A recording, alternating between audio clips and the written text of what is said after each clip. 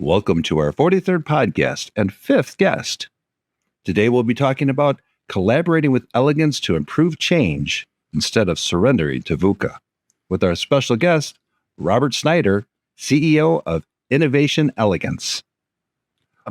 What's the one thing you can do now to reduce friction and improve the synchronization of your teams? Keep listening to find out. Welcome to Harmonious Workplaces, a podcast about corporate culture, organizational change management, and workplace behavior. Harmonious Workplaces was started by independent consultants Rich Cruz, Ben Kleinman, and Cheryl Volpe to explore, challenge, and build on various organizational culture and change management concepts. It's a blend of theory and practice based on their personal and professional experiences working with companies of all sizes across various industries. If you own a business, lead a team, want new ideas about the corporate environment, or just want to listen to a group of consultants talking about how to make work more enjoyable, we invite you to sit back, relax, and dive in with us to Harmonious Workplaces. Hello, Harmonious Workplaces listeners. As always, we're so glad that you're with us today. I'm Rich Cruz, and I'm joined by my colleagues, Cheryl Volpe. Hi, Cheryl. Hi, Rich. Hi, everybody. And Ben Kleinman. Hi, everyone. And we have a guest today. We're joined today by Robert Snyder, and Robert is the CEO of Innovation Elegance. Hi, Robert. How are you this morning? I'm doing great. Delighted to be here. Thank you all for hosting me today. Thank you for being here. Thanks a million. Super cool. So Robert and Ben and I met at a consulting online Zoom thing through IMC USA. Okay. We have a tradition on our show, Robert, of getting in acronyms and then having to pause to describe what those acronyms are. And so we've already blown it out of the water because in your intro, Rich mentioned VUCA. So that's one that someone has to explain. And then IMC USA, that's another thing someone has to explain. So maybe as we go through our intros, we can explain all that. Yeah, let's do that. Well, I'll start with the acronym I just dropped, which was IMC USA, which is the Institute of Management Consultants, in the United States. And this was specifically the Chicago chapter, yeah. So we all met through basically a consultant group here in Chicago. Yeah. Which was lovely. It's wonderful. Yep. VUCA? Yep. And Robert, the floor is yours. VUCA stands for volatile, uncertain, complex, and ambiguous. Right on. Brilliant. And I'm sorry, Cheryl, go ahead. I just wanted to say we've talked a lot, Robert, about ambiguity in job descriptions in the current climate.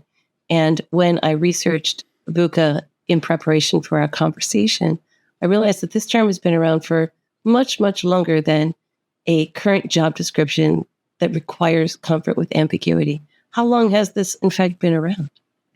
To the best of my knowledge, the mid-1980s, it was a military term used to describe the mess, the chaos, the confusion, the VUCA of various military theaters around the world. And breakdancing. I mean, breakdancing put everything on its head. I forget about that. Yes. That's great. Well, I'm sorry, Rich, go ahead. Oh, no, go ahead, Ben. I was just going to say, with the transition from military theaters into breakdancing, maybe that's a good opportunity, Robert, for you to introduce yourself and just share a little bit about how you started down this journey of innovation elegance and how you are steeling us all to combat VUCA and make breakdancing a little happier. Of course, if you were to try to describe the most generic IT consultant, I believe I might qualify. However, something unique about me is that I have a unusually strong background in the performing arts, theater, music, partner dance, and improv. And the second half of my career, I easily was commingling those two things. an enjoyment of innovation, but an appreciation for the performing arts. And around 6 years ago, I concluded that the status quo of these software-centric methodologies, that status quo was actually more painful than writing a book that could explore the marriage of good, what good teamwork, what good innovation teamwork looks like with the performing arts. What if we imitated a symphony? What if we imitated a theater organization? What if we imitated a dance couple? So the original ambition, so again, 6 years ago, I set out to write a book. Because there's so much material, I've had to partition it into 3 books. And the original ambition of the book was simply to educate my readers what's worth documenting, because so many teams are shrugging at documentation, and I feel the regard for structured documentation has disappeared over the last 20 years. It's fallen out of favor. Structured documentation has fallen out of favor over the last 20 years. And the other part of this book was to educate readers on how the performing arts matter. What do businesses have to learn, benefit, and profit from the cultural aspects of the performing arts? That was the original ambition of the book, which doesn't feel that ambitious, honestly. Through the editing process, the ambition of the book rose to include culture and really aim to give readers confidence and a vision and a way to mobilize evolution toward a better culture. And the books now quite aggressively confront Agile and data centricity, because Agile and data centricity are not solving our biggest teamwork problems. And so where the books now sit are that they formally propose a new methodology that turns away from software centricity. I joke that no code was harmed in the writing of these books, but it really takes the stance that people are what makes innovation teamwork difficult. And we've had a few decades of people, the dysfunction among people. So formulating a people-centric methodology should not make anyone's head explode. And to try to end with the rhyme, a people-centric methodology is not taboo. It is overdue. Right on. Right. Oh, man. Talk about Beastie Boys spitting rhymes. Right. Nice, Robert. I love it.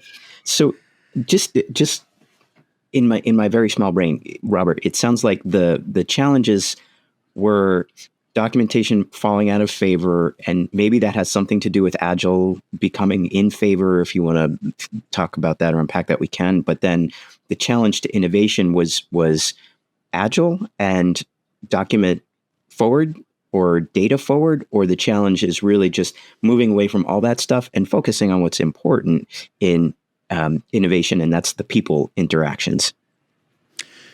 So the words that come to mind, Ben, are over the last 20 years, I believe the typical team has become addicted to frequency and speed. Mm-hmm. And if you treat speed as a leading, I respect speed. Speed's important. Go to, speed to market, et cetera. Mm-hmm. And low friction, which I think we're going to hit that topic of low friction.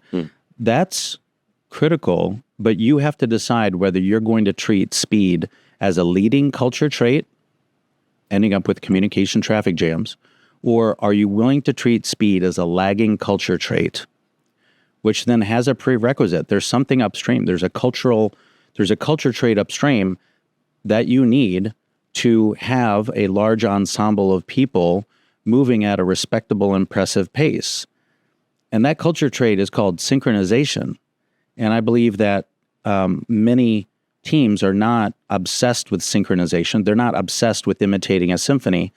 And so one challenge I would have for your audience is that if you like the metaphor of a symphony, think through, can you create a symphony out of an infinite number of meetings? No. Can you create a symphony out of an infinite number of emails? No.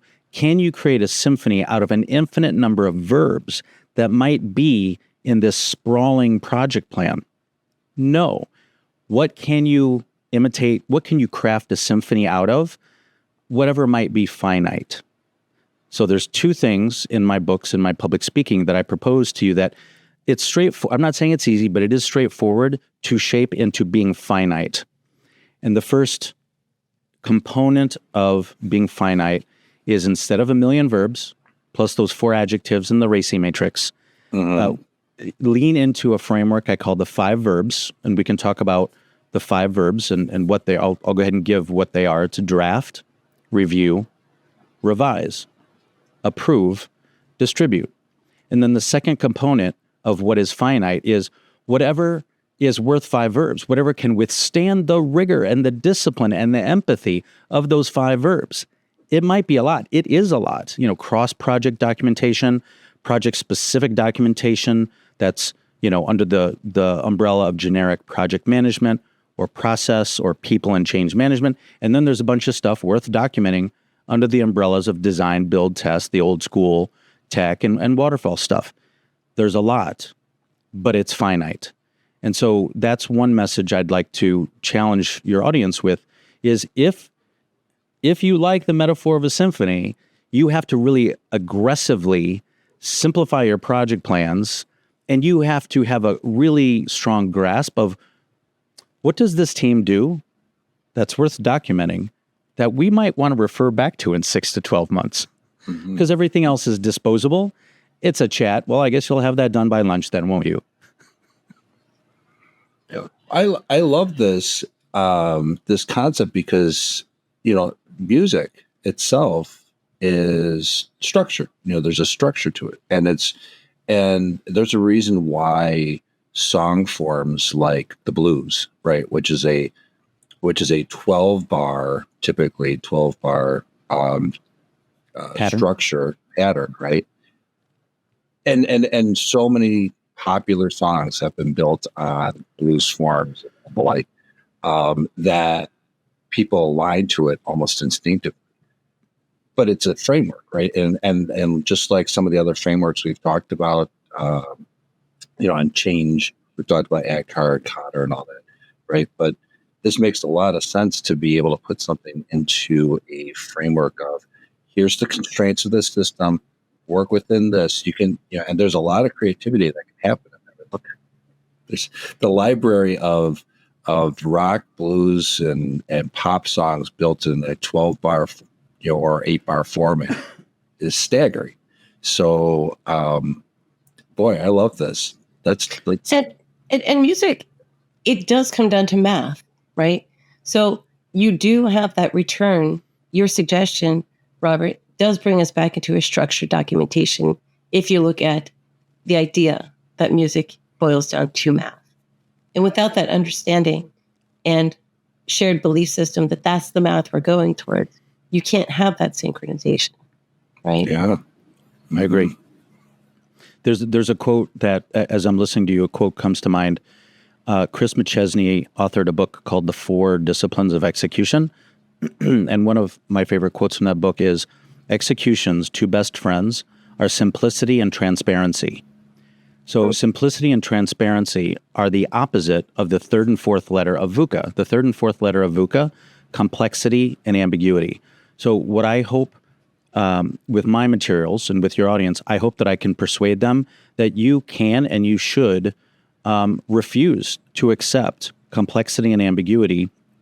And my books, my public speaking, have the tools for you to effectively have your hands on these levers. And this one lever, you can push or pull toward either complexity or simplicity. And the other lever is either transparency or ambiguity, which those are not perfect opposites, but they're kind of close. So I'm hoping that the leaning into the 5 verbs in a project plan is similar to in a symphony. In a symphony, you think of 40 people playing their respective instrument. And why is there so much confidence in the room, so much peace, so much positivity? It's because we all know our lane, we fill our lane, we stay in our lane, and we have high trust and confidence in others that they're going to do the same thing. We've rehearsed, we've practiced. So we now know we can anticipate and accept the kinds of mistakes that we are going to make. Are we perfect? Of course not. So we have, there's a distinction between a sampling error. If I go back into a math or a statistics context, there is a difference between a sampling error, an oops, a once off that was unintentional. That's probably not going to happen again. There's a difference between that and a systemic error, which might be innocent, but it's repeated, it gets expensive, it's neglect, it's procrastination. And then the third kind of error is a systematic error, where not only is it's compounding, it's purposeful, it's willful, it's thoughtful, it's sabotage. And so I think distinguishing those three errors as I remember them from a statistics class, we can apply that to teamwork so that we can know how to approach problems, because we can and should be ruthless to minimize systemic and systematic problems. Those are really expensive. But now with that much discipline and that much empathy for our current and future team, now we can be amazingly forgiving about sampling errors. We're not aiming for perfection, but knowing that we are just obsessed with minimizing these other expensive errors, we can be unusually forgiving and find, to step into the improv world, we can find the fun. That's something the improv world teaches us. And sometimes, human mistakes, they're funny, they're embarrassing. Being able to laugh at ourselves that's a joyful culture. So I just wanted to, take the opportunity to mention simplicity, transparency, these two levers, these different kinds of, errors as titled from the world of statistics. Let's not aim for perfection. Let's just be clear of, we're human, we're going to make certain mistakes, but we absolutely have the license to be ruthless, to minimize the big stuff. Mm-hmm. Mm-hmm. Beautiful. Let's do this. Let's take a quick break. When we come back, can we dive into those 5 verbs a little deeper? Absolutely. Awesome. Cool. All right, folks, we'll be right back. Oh, hello there. It's me, Charmy the HR Hermit Crab, here with some big news. I just released my very own cartoon book. It's called Charmy the HR Hermit Crab. Go figure. And now it's available on Amazon. It's packed with laughs and insights for anyone who's ever had to navigate major change, miscommunication, over-the-top bosses, or just plain silly antics in the workplace. So what are you waiting for? Grab your copy today at ShermyHRCrab.com or the Harmonious Workplaces website at HarmoniousWorkplaces.com. Let's make life and work less crabby and more harmonious. Bye for now.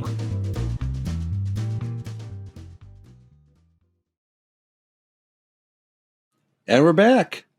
So we have been talking with Robert Snyder, and we've been talking about all kinds of things related to music and related to like working within frameworks. And let's talk about those 5 verbs that you mentioned before we went to the break. Can we start with that? Absolutely. Go on. Right? Okay. This is just elaborate. Like what? Yeah. Like you were talking about keeping people, aligned to a framework, and it had to do with synchronization, and that the synchronization that maybe prior generations have grown up with. Robert, you mentioned the term RACI, and so responsible, aware, responsible, aware, consulted, and informed. Maybe are not serving us the way that we hope they would. And so in an effort to resynchronize teams in a more effective format, you're proposing 5 verbs. I think that's where you were going with this. Yeah, there's 3 very short angles that I can explain how and why the 5 verbs came to be. The origin story is from my business school curriculum and operations course, where in operations and supply chain courses, you study everything about the factory. And I concluded not only is my employer at that time a factory, but my team is a kind of factory. We have, a roadmap and a project charter and a process flow and GUI design and logical database model and the code and the migration script and the data conversion script and training approach and oh my God, it's a factory of agreements was the word I landed on originally.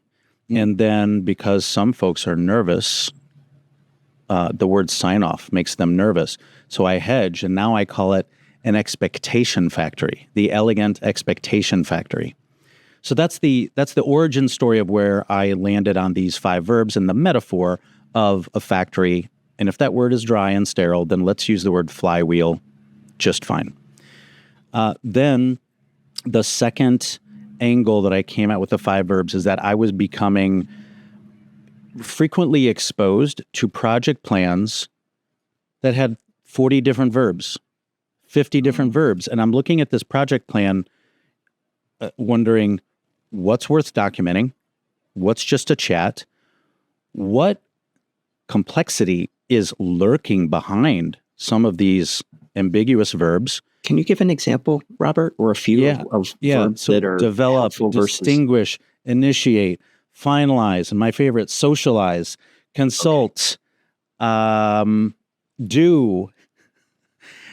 So I have a few different I have a few different word clouds that set the table for any of my audiences. That if you like verb sprawl, I'm going to give you a boost, and I'm going to help you.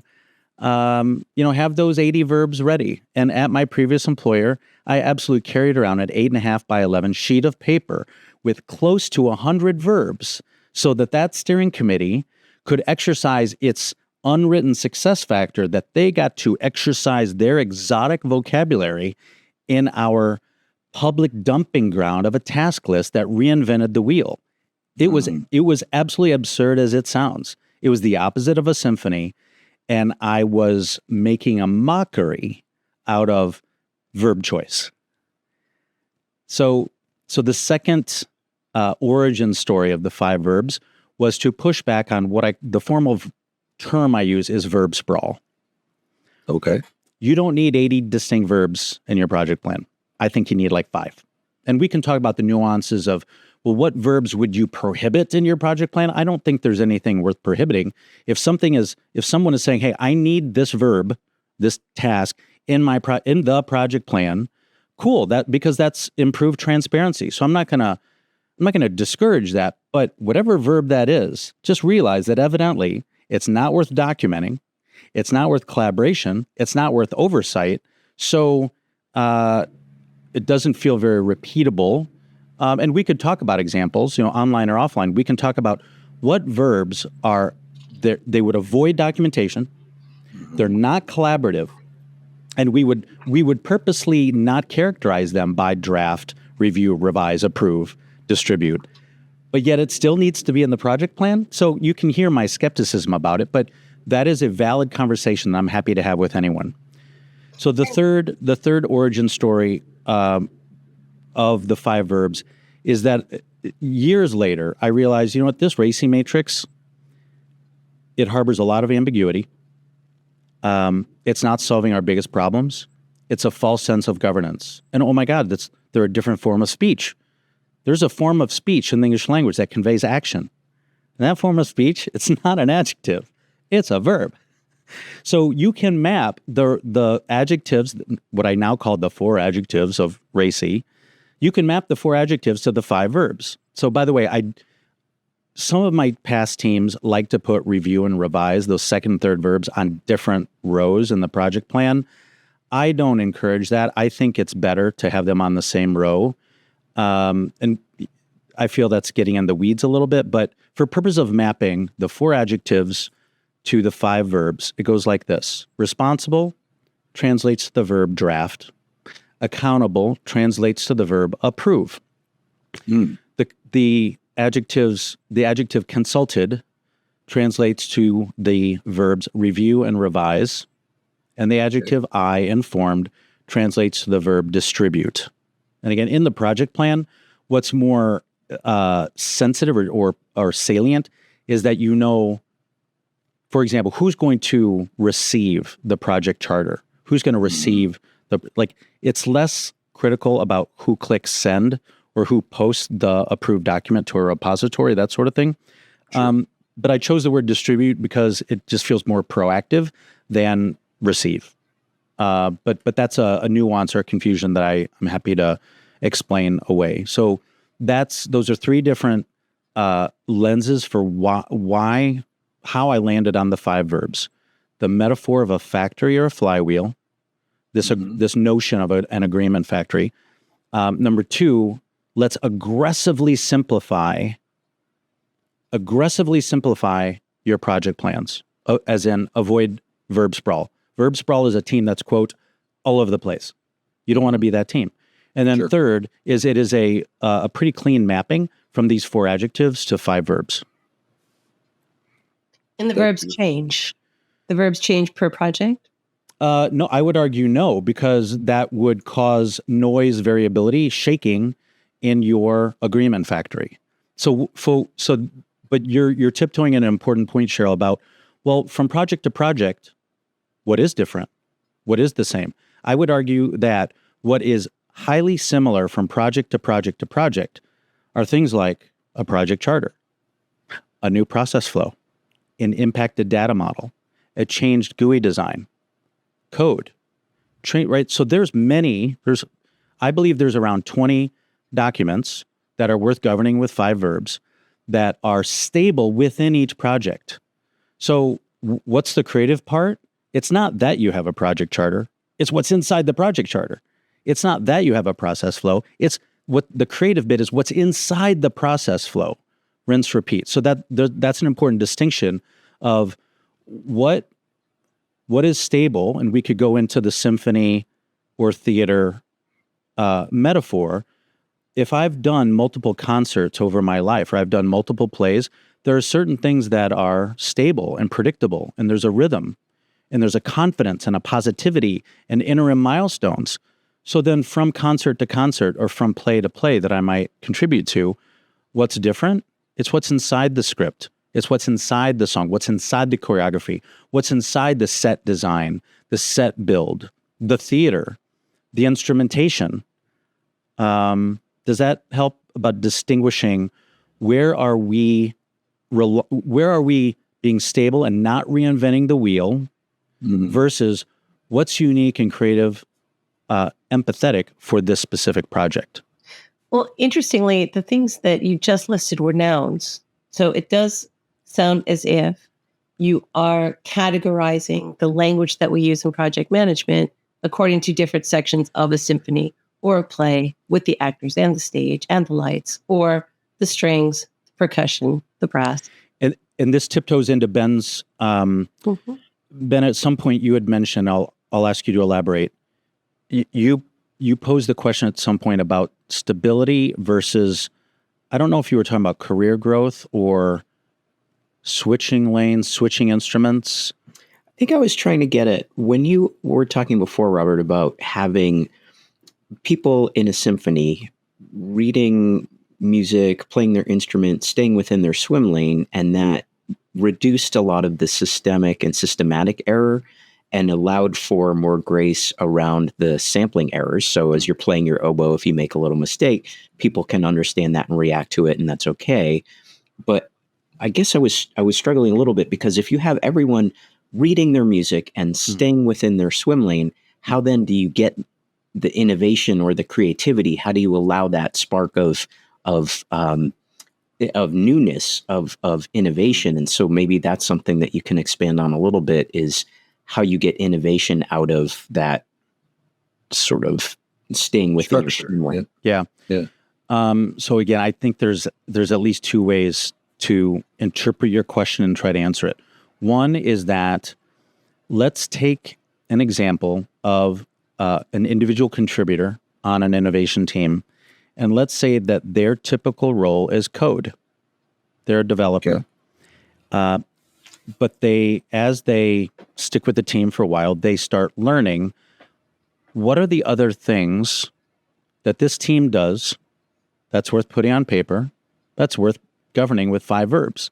And because it's so simple and straightforward about those upstream and downstream assets and this asset portfolio that the team is building, the developer the barrier is low for them to look upstream look downstream and say, the inputs that I'm receiving, I would like to actually contribute to some of those design specs, where they look even further upstream. I would like to contribute to some of those very early project assets, the future state process flow, a use case definition, the project charter, or even cross-project. Let's say a developer is catching information from various projects that are all coming to him or her as code, but they have enough exposure to understand, well, why was this project prioritized before this project? I would really like to understand that. So then the developer can have this awareness that there's this thing called a roadmap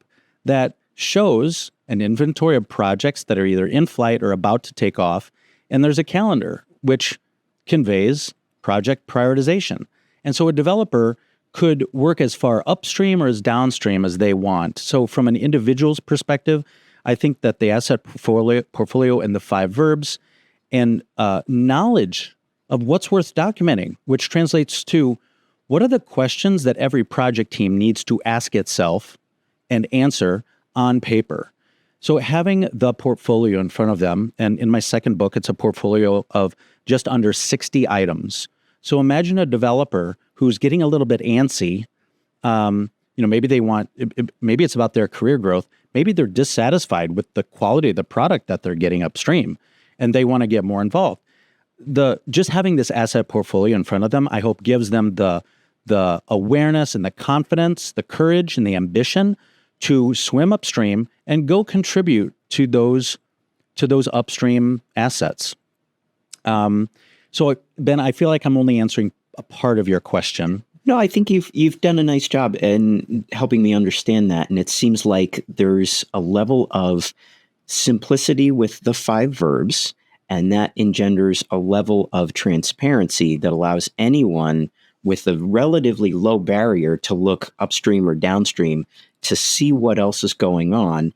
And then where I think maybe Cheryl, you can help me unpack this a little bit. I think you're assuming there's a level of psychological safety where that team member, that programmer can say, I'm looking upstream. I see very clearly that something can be improved, and I feel empowered to go do something about that, to lean in, to learn more, to say, hey, if you just change this requirement a scooch, it makes my job as a developer so much easier. Or if I develop it this way, it's going to make life a lot easier for the users downstream. Could we talk about that?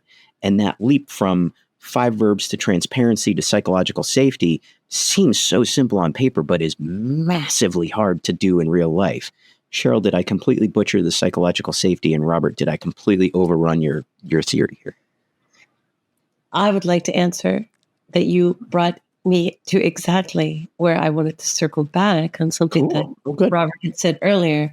Absolutely. And Robert, what Ben is circling back to is these concepts that you have thought through are so provocative. And when you say that a team should refuse to accept certain aspects of the VUCA, right? My first thought when you said refuse to accept those does require a certain amount of psychological safety in an environment where anyone can refuse anything, right? This is, if there's an aggression that has to enter the environment to change course away from these tropes that we've become accustomed to, who gets to have that aggression and who gets to tolerate that aggression, and what happens when it is misinterpreted and it does have an effect on the psychological safety in that environment. So the metaphor I'm going to bring into the conversation is the metaphor of Aikido. The martial art of Aikido is unique because it aims to minimize damage done to the attacked and the attacker. And the next word that's going through my mind is the word absurdity. If I see something counterproductive in my environment, I have 3 choices. The first 2 choices that I'm going to lay out, I discourage. But for just understanding and awareness of that we have choices if and when we see something. And I'm purposely being ambiguous using that term.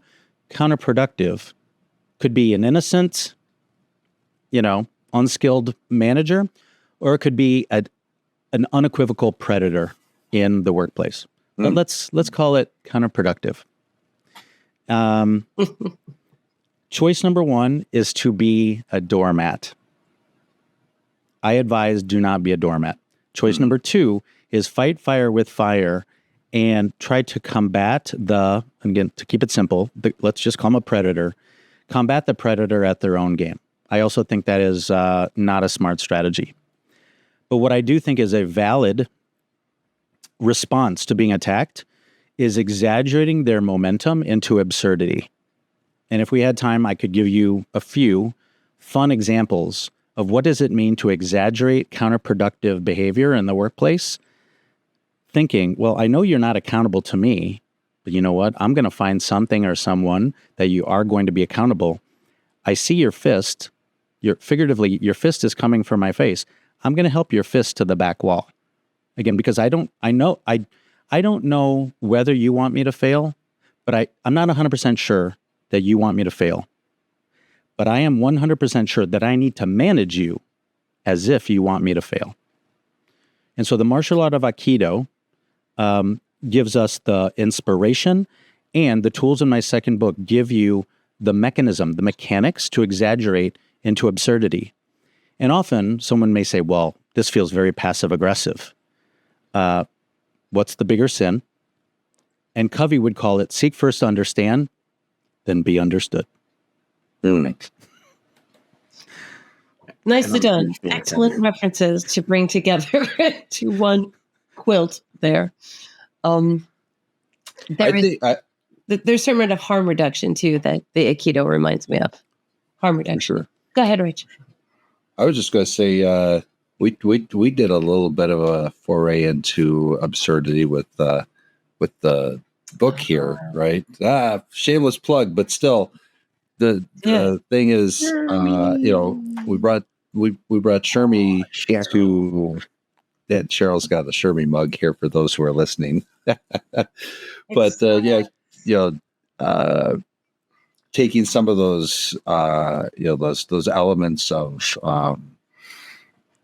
those counterproductive work behaviors, right, and then bringing it to an absurd level, just to break the tension to some extent, and it makes us think, if nothing else, that's. There's a couple other fun cliches that relate to these situations of how to respond to counterproductive behavior. One is, so there's a phrase, death by 1,000 cuts. I'm not signing up for that. There's another phrase called fail fast, fail small. I think that's a very fun, even mischievous, so sue me, mischievous version of reacting to counterproductive behavior. Because we use that term, fail fast, fail small, a lot. It's another thing to know it's happening and watching the crash and burn and knowing that you are a catalyst to bring this counterproductive behavior to a halt in a way that signals to the perpetrator, you do this again, I'm just gonna fling you again. Well, Robert, can I pause you there? Please. Are you an advocate of the fail fast and fail small? Because this tends to be where people expect innovation, to Ben's point, to happen, which happens in an atmosphere of psychological fearlessness of failure. Yeah, so I think the 5 verbs provides, it eliminates the circumstance of a single point of failure. Because if and when a project team changes its mind, whether it's way upstream, whether it's downstream, there's no crime in changing your mind. There might be a crime in realizing, like learning something new, and yet the project team continues on the course that is suboptimal, right? Where the value proposition has changed and a project team is in denial. That feels like the rigid, old school, either waterfall or the stereotype of waterfall. So the 5 verbs again, it's the financial lens of the 5 verbs is high upfront cost, low marginal cost. And so, can I zoom out a minute and just talk about the economic profile of the 5 verbs? Why don't we do this? Because I think that's going to take us into a little bit of explanation. We need to take just a quick break here. When we come back, can you put that into that context? Absolutely. Perfect. All right, folks. We'll be right back. Dysfunctional organizational cultures and poorly managed transformations can devastate employee morale and motivation, leading to disengaged employees, poor work quality, and the loss of your best people. The impacts to your organization include high costs, low productivity, and wasted resources. At Harmonious Workplaces, our purpose is to help you build the best workplace possible. We are advisors applying proven organizational development and industrial organizational psychology methodologies to help you become your best organization.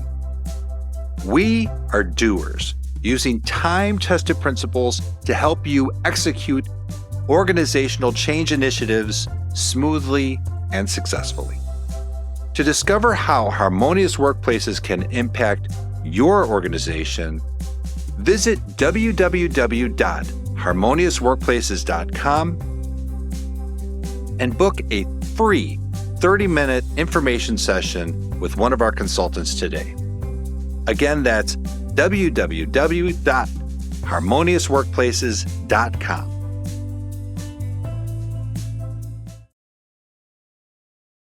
And we're back. So, Robert, we have been talking about the 5 verbs. We have been talking about, your elegance methodology to in the context of all of that. And you started talking about the economic impact of this. That's something that I think speaks to the business part of all of this. And can you go back and elaborate on that, please? Yeah. So without slides, I'm going to ask you and your audience to imagine a bar chart. Imagine 2 bar charts. They're side by side, and each bar chart contains a bar for upfront cost and a bar for marginal cost. And let's talk about what our communication channels look like on these bar charts conveying cost. So the first bar I want to talk about is low upfront cost. Why are many organizations addicted to meetings and emails? Why are meetings and emails their comfort zone? It's low upfront cost. It is completely understandable that an organization, they drive their work, their routine, their habits are meetings and emails. Why? Because it's just cheap and easy. It's just low upfront cost. But if and when a team starts complaining, we have too many meetings, we have too many emails, I can't get to my real work until after 5 o'clock. Well, number one, what is that real work? But that is also understandable. That complaining is understandable because of the tall bar that is high marginal cost. Okay, so that's the first bar chart is low upfront cost, high marginal cost. And that is that represents the economy or the cost profile of a team that favors meetings and emails and shrugs at documentation. Okay. Second bar chart.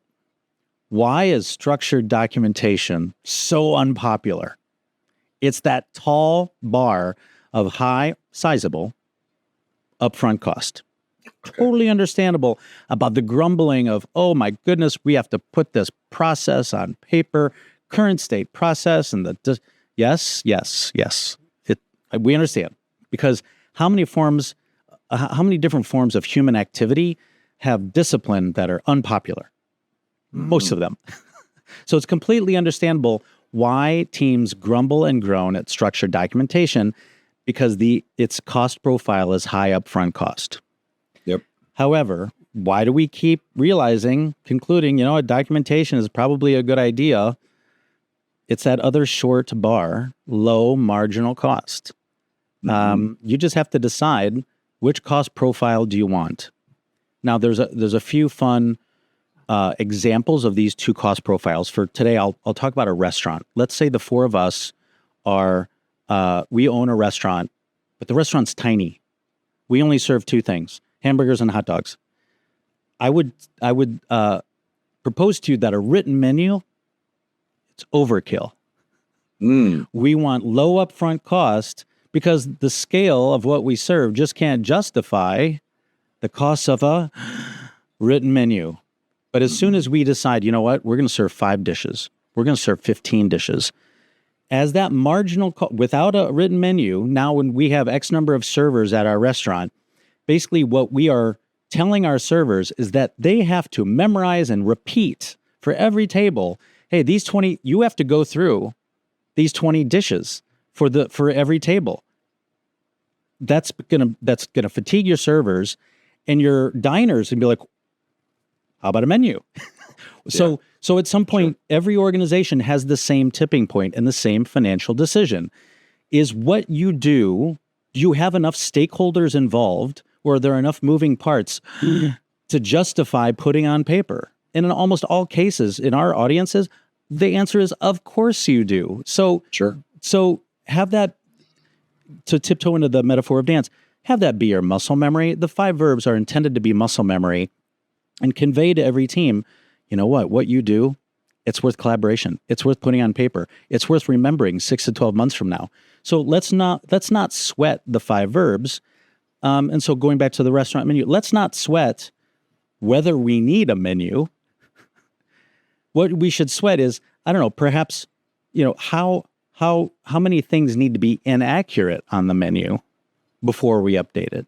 But again, that marginal cost to change the menu, in general, unless there's some, unique circumstance, it is now. So imagine a restaurant with 20 or 30 dishes, and every time a server visits a table, that is the benefit of 5 verbs, is that now you minimize your marginal cost in information sharing, setting expectations with your diners. So it is about the money. And even if it doesn't literally translate to dollars and cents, it can be about laboriousness, low friction. That's another point that we wanted to make, was that when you lean into meetings and emails, you set yourself up for high marginal cost, communication traffic jams, and high friction. And it's unhealthy friction. It can be personality conflict, and the 5 verbs helps you lean into task conflict. The 5 verbs, as innocent as it is, it helps you promote the culture trait of disagreement. Disagreeing is okay. Demonizing, not okay. Boxing ring of ideas, great. Boxing ring of people, not great. And so the 5 verbs, in the words of W. Edwards Deming, it's a small hinge that swings a large door of culture change. And so there are first order, second order, third order benefits of the 5 verbs that you can't cover in an hour chat. So thanks for letting me explain the cost. Why is it financially advantageous? And it's about low marginal cost, and it leans into synchronization. So what I'm trying to do with my readers and my clients is untether you from this addiction to meetings, emails, communication traffic jams, speed and frequency, and instead shape a culture of synchronization and low marginal cost. Because when you have synchronization and low marginal cost, the ease to pivot, now you at least have a prayer of speed without the traffic jam. If I could add another layer of the economic impact of this that comes to mind, and this is in my early career, I worked in music publishing, and Cheryl, you've worked in the entertainment industry, right? And there is IP, right? Intellectual property. The value of the company is not in the It's not in the paper that they produced, right? It's not in the warehouse full of the printed music. It's in the ownership of the documented music, if that makes sense, right? So it's in that documented framework that people are expected to sing and play in and all of that, right? And that's what people, that's the writer or the composer, right? They get paid a royalty on the sale of this, right? So the value of the structured documentation, right? Like you said, high upfront cost, because it takes, like in the publishing industry, there's, you've got music recording, right? You've got that, which is expensive, and it's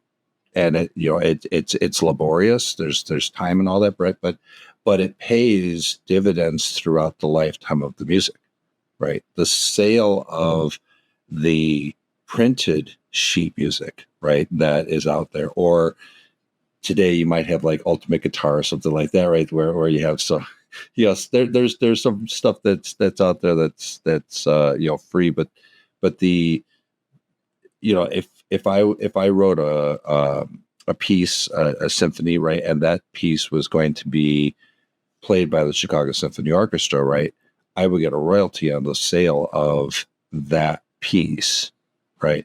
So when I think about that in the context of business, right? Why do people buy businesses? Why does a private equity company come in and buy a business? Or when somebody goes to sell it, why do they do that? Because there's usually a structure, and there's some level of intellectual property that has been documented that can show, here's what we do, here's how we do it. It's those organizations that don't go through that process that will not get the top dollar, if that makes sense. I follow. Yeah. So, Makes perfect sense. Yeah. Well, I mean, it takes 6 weeks to write an episode. It's almost like the menu. Really, it takes 6 weeks to script an episode. But once that episode is in the can, every time it shows on Netflix, it pays off, right? Yeah. Low marginal cost is all of business, right? If we're aiming for profitability, we have to be able to keep our marginal costs low enough, and our marginal revenues high enough to justify continuing operations, right? So that bar chart that I tried to paint, I just think that is a worthwhile obsession. And for innovation teamwork, not only is low marginal cost a worthwhile obsession, but synchronization to avoid communication traffic jams. It is absolutely a worthwhile obsession. I don't think any of us need to apologize for such strong language, because the status quo of obsession with speed and frequency, it's not solving your biggest problems. It's your communication traffic jam. And I'm sorry, for the agile world that's waving its flag about speed, last time I checked, anyone involved in a traffic jam is not moving quickly. I'm going to cry BS that you're going to, sneeze or arm fart the word agile, yet you're caught in a communication traffic jam. They get you. Good. No and hell no. And 43 episodes in, and we get our first arm fart. Thank you, Robert. That is brilliant. And very good point, Ben. What I would like to say also, Robert, is that you do declare that we've been working with similar structures for 20 years, and I have not yet met a person who's had to master agile, use agile, and live with agile that has enjoyed it. I haven't met that person yet. It's because the metaphor stinks. The metaphor is a sprint. The metaphor is not a symphony. It's not a play. It's not dance.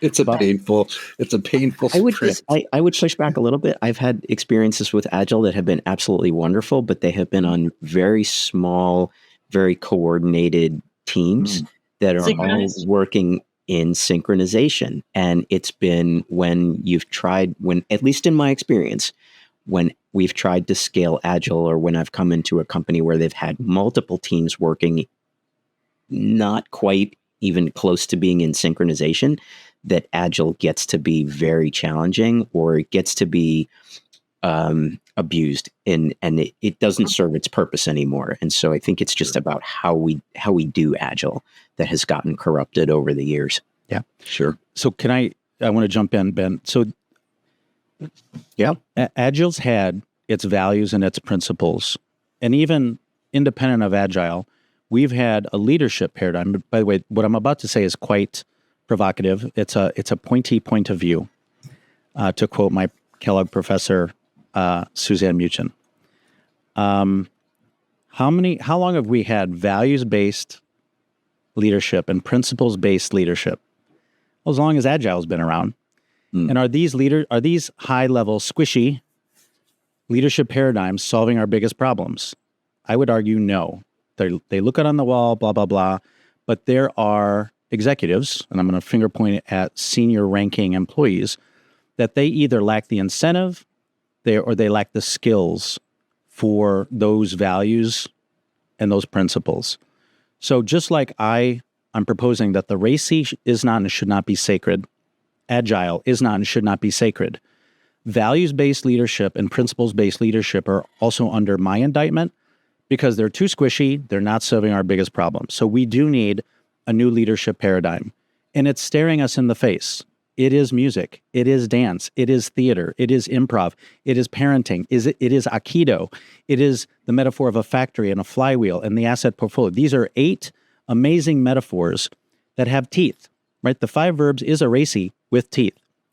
And so I believe that these metaphors and the 5 verbs will start giving executives an incentive to behave, be part of the symphony.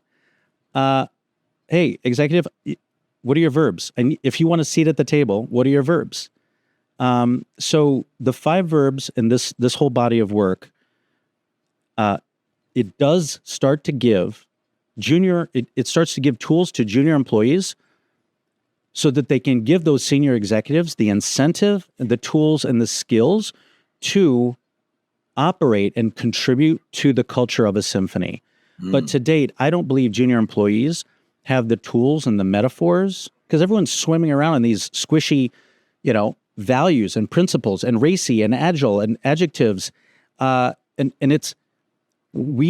Companies are in the communication traffic jams they are in because values-based and principles-based leadership do not have enough teeth.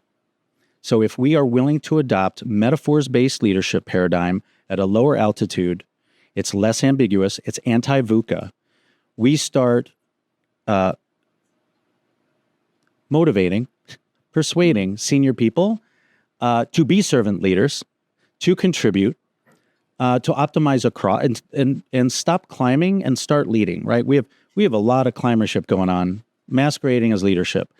And so this is another problem that we have, but the provocative point I wanted to make is that values-based leadership and principles-based leadership, they've done a great job for 20 years, but on the frontier of profitability and teamwork and psychological safety, we have too many executives who have the incentive.